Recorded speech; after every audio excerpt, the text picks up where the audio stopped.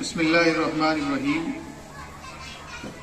سب سے پہلے تو میں اس پروگرام کے جو آرگنائزر ہیں اور رضا ایجوکیشنل ٹرسٹ کے جو ذمہ داران ہیں ان کا شکر گزار ہوں، اور اس سے زیادہ میں ممنون ہوں اور شکر گزار ہوں اس بستی کے تمام ذمہ داروں کا اور ان فرزندوں کا جو آج اس تعلیم و تربیت کے پروگرام میں بیٹھ کر اپنے بڑوں کی بات کو سن رہے ہیں۔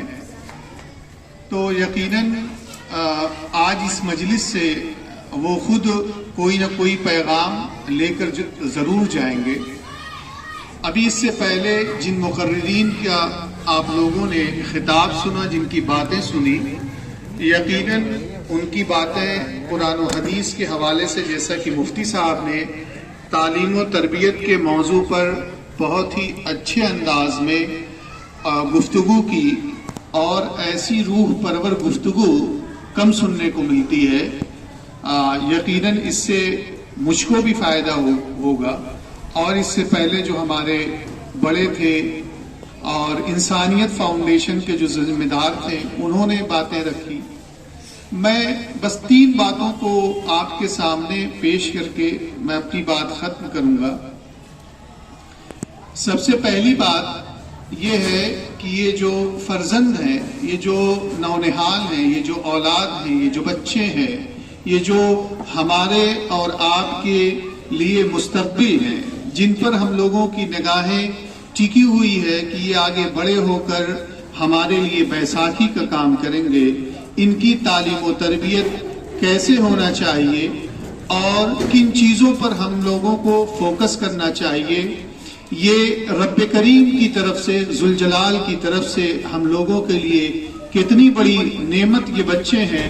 قرآن کریم میں اللہ رب العزت کا فرمان ہے، آپ لوگ جانتے ہیں کہ المال والبنون زینت الحیات الدنیا، کہ مال و بنون یعنی مال و دولت، اور یہ بنین، یہ بچے، یہ اولاد، یہ تمام کے تمام کیا ہے؟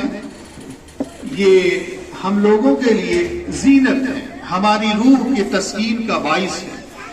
تو اب ان لوگوں پر ہم لوگوں کی ذمہ داری بھی یہ عائد ہوتی ہے کہ ہم ان لوگوں کی تعلیم کا نظام، تعلیم کا سسٹم، تعلیم کا کیا طریقہ کار اپنائیں جو ان کے لیے بھی اور ہمارے لیے بھی خوشائن ثابت ہو۔ اس کے بعد آتی ہے بات تربیت کی۔ تربیت کیسی ہونی چاہیے؟ تو 2 چیزیں بہت اہم ہیں۔ ہم یہ دیکھیں کہ ہم جس معاشرے میں، جس سوسائٹی میں رہتے ہیں، اس سوسائٹی میں ہمارا بچہ اگر صبح اور شام، دوپہر 24 گھنٹے زندگی گزارتا ہے تو وہ کن چیزوں پر اس کا فوکس ہوتا ہے؟ آخر سایہ جار جو درخت ہوتا ہے، سایہ دار درخت سے ہمیشہ ہم لوگوں کو راحت محسوس ہوتی ہے۔ تو آپ یہ دیکھیے کہ اس سے ہم، اس کی زندگی سے، اس کے شب و روز سے کتنا ہمارے اندر سکون و اطمینان حاصل ہوتا ہے۔ اس کے لیے ضروری ہے کہ ہم اس پر اپنی نگاہ، اپنی پورا فوکس اس کے اوپر کریں۔ مفتی صاحب نے قرآن و حدیث کے حوالے سے اور دوسری کتابوں کے حوالے سے تعلیم پر، تربیت پر بہت اچھی باتیں کی۔ اب آئیے میں اس کو ایک اور فلاسفر کے حوالے سے آپ کو بتاؤں کہ نیپولین کے پاس ایک والدہ نے اپنے بیٹے کو لے کے گئی اور ان سے کہا کہ آپ کو اس چھوٹے سے بچے کی، ہم چاہتے ہیں کہ آپ کی تربیت میں یہ رہے اور ایک کامیاب انسان بنے۔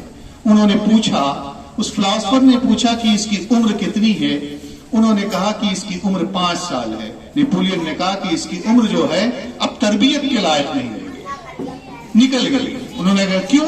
کہہ رہے کہ 5 سال کی جو عمر ہوتی ہے، بچہ اپنے والدین کی چیزوں کو ایسے آبزرو کرتا ہے کہ ان کا کھانا، ان کا پینا، ان کا اوڑھنا، ان کا بچھونا، ان کا بیٹھنا، ان کا نماز پڑھنا، ان کا لوگوں سے گفتگو کرنا، ہر چیز کو وہ آبزرو کر کے اسی کے مطابق اپنی زندگی کو ڈالنے کی کوشش کرتا ہے۔ جیسے کہ آپ جب مسجد میں اپنے بچے کو لے کے جاتے ہیں تو آپ دیکھیے کہ جس طریقے سے سجدہ، رکوع، اتحیات، سلام، تمام چیزیں آپ کو کرتے ہیں اسی طریقے سے وہ بچہ کرنے کی کوشش کرتا ہے. اس کا مطلب ہے کہ گھر میں جس طریقے سے باہر جو بھی چیز آپ کریں گے اس کا امپیکٹ اس بچے پہ پڑے گا. جیسی خیر کی چیزوں کی آپ امید رکھتے ہیں اسی خیر کو آپ کو اپنے اندر ڈھالنے کی کوشش کرنا ہوگا, تب جا کے ایک کہیں صحت مند معاشرہ اور صحت مند اولاد تعلیم و تربیت کے ساتھ ساتھ آپ کی آنکھوں کی ٹھنڈک بنے گی. قرآن کریم میں اللہ رب العزت نے جگہ فرمایا ہے, ہم تمام لوگ چاہتے ہیں کہ ہم اپنی اولاد سے بڑی راحت محسوس کریں. آپ یہ دیکھیے کہ آپ اپنی اولاد کو اس دنیا میں لانے کے لیے آپ کی کوشش, آپ کی جدوجہد, آپ کی دعائیں, آپ کی پسینے خون پسینے کی دولت کا انبار لگا کر صرف آپ یہ چاہتے ہیں کہ آپ کا بیٹا ایک کامیاب انسان بن جائے, جس کی کامیابی آپ کی آنکھوں کی ٹھنڈک, آپ کے گھر والوں کے لیے ٹھنڈک کا ذریعہ ہو, معاشرے کے لیے ہو, سماج کے لیے ہو, ملک کے لیے ہو, آپ کے رشتہ داروں کے لیے ہو. لیکن وہی بچہ جب ٹریک سے ہٹ جاتا ہے, جب وہ اپنا راستہ بدل دیتا ہے, جب آپ کی برائیوں کا امپیکٹ اس کے اوپر پڑنا شروع ہو جاتا ہے, تو آپ کیا کہتے ہیں کہ کاش کی یہ دنیا میں اس کا وجود ہی نہ ہوتا, ہمیں کم سے کم یہ دن تو نہ دیکھنا پڑتا ہے کہ اس کی تربیت کی ذمہ داری والدین پر ہے.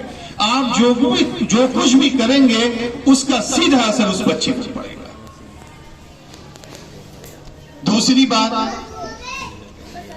سماج میں جو کچھ برائی ہے جو دکھ رہی ہے, چاہے وہ پرانے زمانے کے اعتبار سے دیکھیں یا جدید حالات کے اعتبار سے دیکھیں, آج جو ہندوستان میں اور ملک میں اور سماج میں اور معاشرے میں اور ہمارے گھروں میں, ہمارے دوستوں کے ساتھ, ہمارے پڑوس میں جو کچھ چلتا ہے, اس کا خمیازہ, اس کا کرتوت, اس کا نچوڑ کوئی اور نہیں ہے, کوئی حکومت نہیں ہے, کوئی طاقت و اقتدار نہیں ہے. نہیں, اللہ رب العزت نے قرآن کریم میں فرمایا ہے, ظہر الفساد فی البر والبحر بما کسبت ایدی الناس, کہ زمین میں جو کچھ بھی تمہیں دکھ رہا ہے, زمین میں طوفان دکھ رہا ہے, زمین میں تیز ہوائیں دکھ رہی ہیں, زمین میں فتنہ و فساد, ظلم و زیادتی, قتل و غارت گری دکھ رہی ہے, یہ کس وجہ سے ہو رہی ہے؟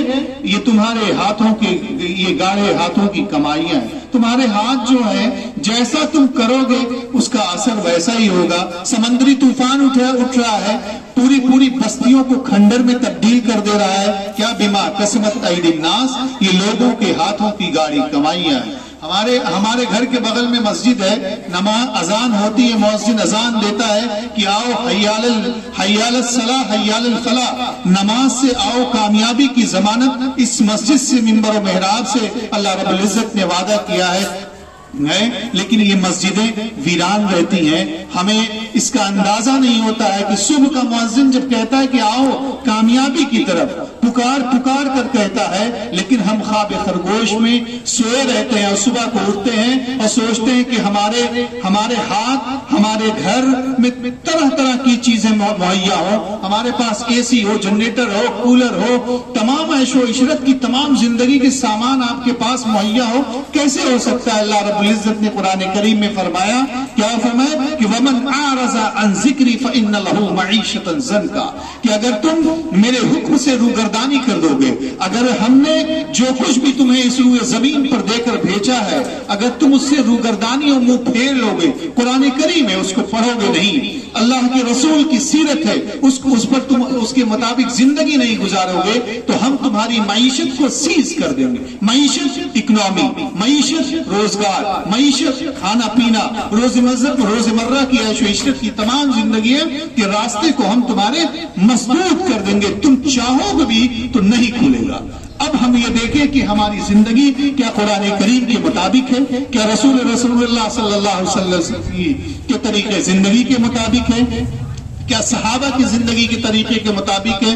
ہم اس پر دیکھیں. تیسری بات, اللہ تعالیٰ نے قرآن کریم میں فرمایا کہ وَلَنَبْلُوَنَّكُمْ بِشَيْءٍ مِّنَ الْخَوْفِ وَالْجُوعِ وَنَقْصٍ مِّنَ الْأَمْوَالِ, ہم تمہیں آزماتے رہیں گے, ہم تمہارا امتحان لیتے رہیں گے, ہم تمہارے اوپر ایسی چیزوں کو مسلط کرتے رہیں گے, وہ تمہارے لیے آزمائش ہوگی. لیکن اس آزمائش سے تمہیں نکلنا کیسے ہے؟ تمہارے سامنے صرف ایک چیز ہے، وہ آئیڈیل ہے قرآن کریم۔